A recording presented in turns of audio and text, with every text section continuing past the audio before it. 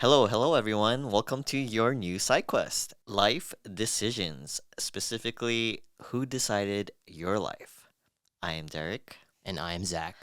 Thank you so much for tuning in and listening to just two guys talking about our feelings. We are actually still getting a hang of this podcasting, so we're kind of fine-tuning our production value and our flow, and we're just still figuring it out. So thank you Yeah. again for your support. Maybe if you could give us a 5-star rating on Spotify and Apple Podcasts.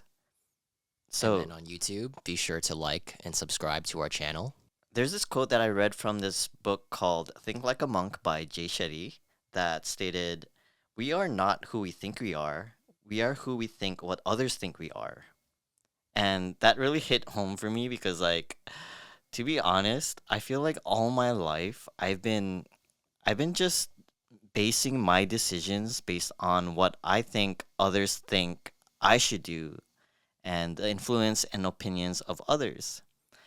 And I think it was mostly throughout my 20s, I really took it to heart and just decided my life based on what I think I was supposed to do. Your perspective of what you're supposed to do is derived from other people's perspective or what you thought their perspective was of you. Basically, yeah, like I feel like most of the time, society has just put upon this timeline we were supposed to follow throughout our whole lives, like hit certain milestones at a certain age, like when to get married, when to have kids, or even your career, right? Like going to college, figuring out your major, and also decide from then on, like how to live your life. And when you think about it, we're kind of still young when we are in our 20s, right? We Yeah. still didn't really figure out who we are as a Yeah. And person. like who made this timeline too? Like you have to be 18 and to graduate high school and go to college, you have to be 25 and find a partner. Then you have to be 30 to get like a house, and like 35 have kids. Like this is an arbitrary timeline that others have made up. Right, and I feel like we got that timeline mostly from movies because in the movies, life is depicted in a certain way where, you hit these certain milestones at a certain age. And when reality hits, like, for instance, I don't even have a wife or kids or even a girlfriend, right? And like, I'm already 35 at this time. Yeah, but you used to be Right. married before, right? Yeah, so I tried. That's the thing. I tried to follow that timeline. I got my first marriage, anyways, was my first marriage was at 25. I thought at that time, like we've been only dating for like a year and I was already 25, so I was like, you know what? Let's just do it because I felt so pressured to just get married at 25 when I didn't even really know my partner at that time. Eventually, it didn't work out, and we are no longer together. But I think that was the result of just feeling so pressured to just know who your partner is supposed to be already, Yeah. and that that didn't work out. So like, what does that mean? Does that mean that I'm a failure, or does that mean I wasn't good enough? But it's not the case. It was just the fact that we weren't meant to be with each other. Yeah, it's like on paper, marrying at 25 sounds like the perfect time, but then there's other things, other factors that were really going on. There's this concept of shoulds and supposed to be's, right? Like where did we get that idea from? And when you think about it, it was actually from our upbringing. So, for instance, I grew up in a Filipino household. I grew up Catholic, and throughout my whole life, I felt like I was supposed to be this, I was supposed to be that. My parents would tell me, "Oh, you're supposed to do this. You're supposed to be like this." And a lot of it came from like comparison, right? Like from your other family members, whether it be your brother or your cousins, I was constantly being compared to and telling and being told that I'm supposed to be like this. And I think that really shaped the way I I thought about myself, right? Like I wasn't good enough because I was supposed to be someone else other than myself. Yeah, like you weren't valued for your own uniqueness Hmm. growing up. I definitely relate to that too because I grew up in a Chinese Vietnamese household. And for a Chinese Vietnamese family, a lot of people in that older generation immigrated from China and Vietnam. So when they came to United States, their philosophy or their ideals or expectations that they would have on their children would be to do very well in school, get good grades, get a good job.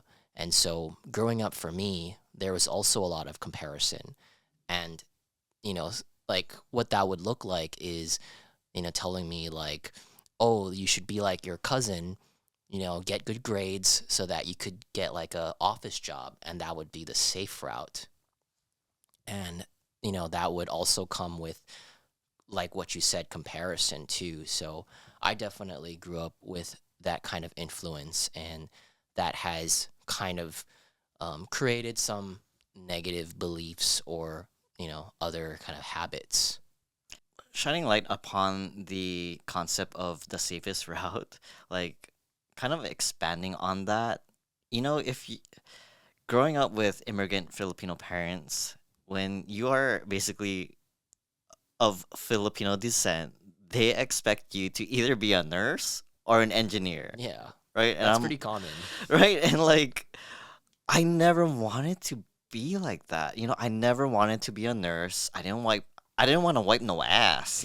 And also my brain isn't in tune to being something that's very logic, like being an engineer.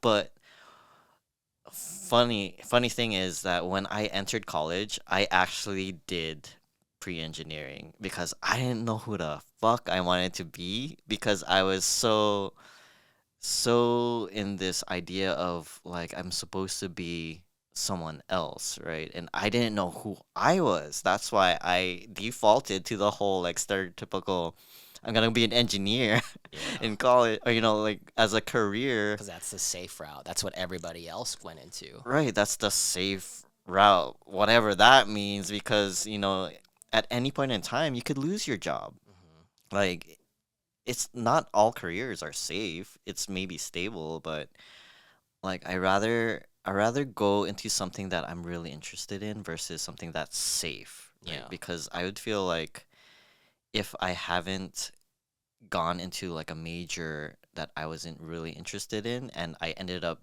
having that career, I would have been miserable. Yeah. You went into filmmaking in college, as you mentioned in the previous podcast episode. Was that your choice going into it in college, or did someone else influence you to make that decision? Actually, going into the major of pre-engineering, that kind of hit some nerve in me, realizing that this wasn't for me. So I personally made that decision of going into something creative because I always wanted to be an artist. Like ever since I was young, I Nice. wanted to like be some type of artist, and I actually got influenced by playing video games of storytelling and graphics and all that. And that's when I realized that maybe filmmaking could be for me. So that's what sparked that decision. Nice. See, that's good you came to that realization on your own in the middle of your college career because when I went to college, I didn't know what I wanted to do. Like, I followed the safe route because of what I was told growing up. You should go into business, you should go into health. And when I first started, I went into chemistry and then I chose business. And at one point, I wanted to do kinesiology because that related to health. But if I didn't have anyone telling me what to do, or I didn't have any influence on what career path I should have chose, I felt like things would have been totally different. Like I would have chose something that had sparked my curiosity very early on in childhood. So what that could look like, I kind of thought about it. And when I was in middle school, I had a very, very small interest in theater and acting. So if I had went into college to like study theater or like acting, I probably would have been in the film industry a lot earlier and a lot sooner.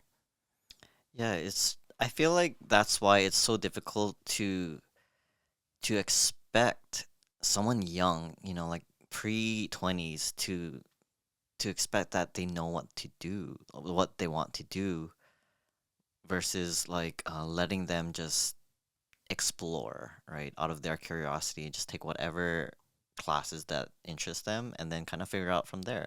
Yeah. But it's so hard to really figure that out at an early age. And when you think about it, at 25, that's still way too young to get married, like Yeah. you don't really know yourself at that time. Mhm. But yeah. I guess we're all trying to figure out our lives, including our parents too. Like, something that my parents told me pretty recently is like when they raised me, they were still trying to figure out their own lives and how to raise me and stuff. And that kind of helped me realize that like our parents, they influenced us because they wanted what was the safest route that they thought of to protect us. So let's expand more on this concept of shoulds and supposed to be's. Hmm. So I have this friend who's gay, and he was trying to figure that out all through college, like what his orientation was, or his sexual orientation was, and then eventually later on his adult life he discovered that he's gay, and he decided at one point to come out to his parents. And when it happened, mind you, these are also immigrated Filipino parents. What ended up happening was that they're like, of course, they're upset. And what the mom told my friend, she said something along the lines of, "Why didn't you think of us? What do you think others will say about this?" Dang, it was like them first. Right, like without having compassion for their son. And what the dad said was even worse. What did he say? So they have three kids, right? Two boys and one girl. What he said was, "I thought I was raising two boys." Oh my God. And how do you think my friend felt during that time, right? Like it felt like he probably felt just Ashamed. ashamed and like not accepted. And It sounded like what was missing was compassion first, because it took a lot of bravery just to like come out and say what his sexual orientation was, because that can be hard for like anyone who is raised in a family household with high expectations, right? mhm. Yeah, so overall, like what the mom stated was something that I wanted to dig more deep into, because what she said was, "What do you think others will think of us?" Right? And that's kind of like how we live through life. Yeah. We're like thinking about this whole fabricated imagination of someone else's thoughts, and we're basing our life decisions from that. And it kind of it kind of just expands throughout our whole life. Like like you said about playing it safe, about career choices, about even it can also go to relationships, right? Like when we start dating someone, we're kind of like trying to figure out, oh, how do they think about us? Like, what do they think about us? Yeah. It sounds like there is like all these patterns tie into figuring out a deeper sense of identity. It's like who you are and like what your worth is even to like other people.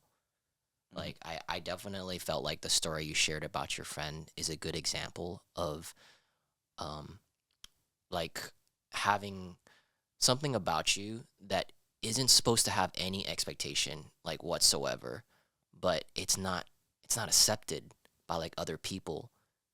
And I feel like in our society we should have more compassion.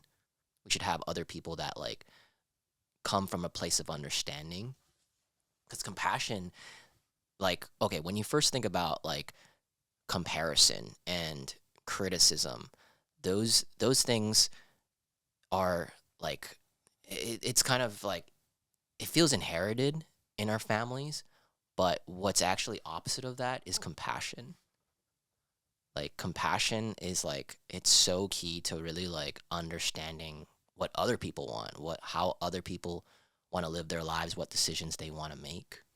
I totally agree. And also, when you think about compassion, though, the way you get to that level is from your own self acceptance, is from getting to know your own self and having your own value towards your own self respect.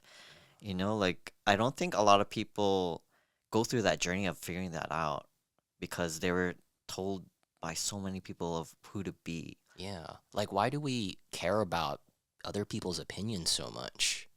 I think in initially in our caveman days, we needed to have that wired in our system because if we do not give a shit about the group, we'd be fucked, Yeah, we'd right? be exiled. We would be like not we'll not survive without the group. I think that's kind of like embedded into our our Yeah, monkey mind. it's evolutionary.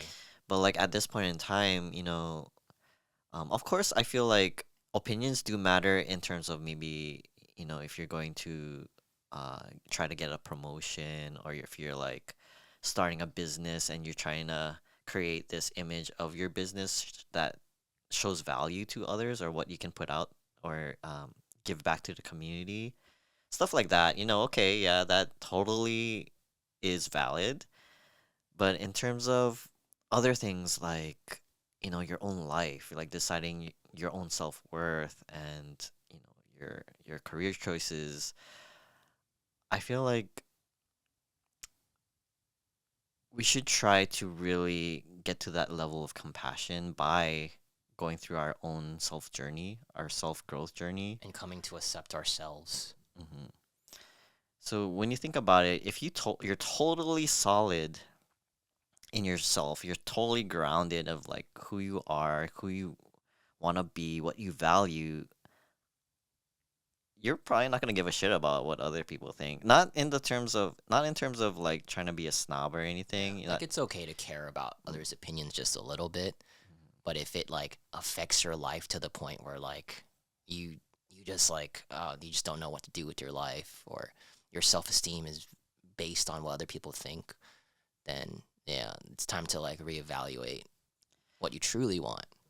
Right, I would just say that people's opinions do hold weight and they're valid, right? They have their own opinions, their own experiences, their own values, but like it shouldn't be more valuable than your own. It shouldn't hold as much weight as compared to the weight you have on your own opinion, right? Like Totally agree. your opinion of you, the opinion you have of you matters way more than someone else's opinion of you. Yeah. You are living your own life, not someone else. Right. So let's do a little mindful reframing here. So let's try to approach life with this idea of making decisions based on how you feel and what you value versus how you think you look to the eyes of others. Basically, don't let other people control your life. Yeah. Because it's not their lens that is the vision of your life, it's your own lens. Your perspective, it is the vision that drives your decision making in life. So yeah, something to think about. And if you found value in this podcast and you enjoyed listening, be sure to give us 5 stars on Spotify as well as Apple Podcast. Tune in to our YouTube channel, give us a like and subscribe. And definitely, if you think that this can be of value to a friend and they really could learn from the lessons that we talked about, then share it to them as well. This is your new Side Quest podcast, and we'll see you guys in the next episode. Side quest complete. Side Quest complete.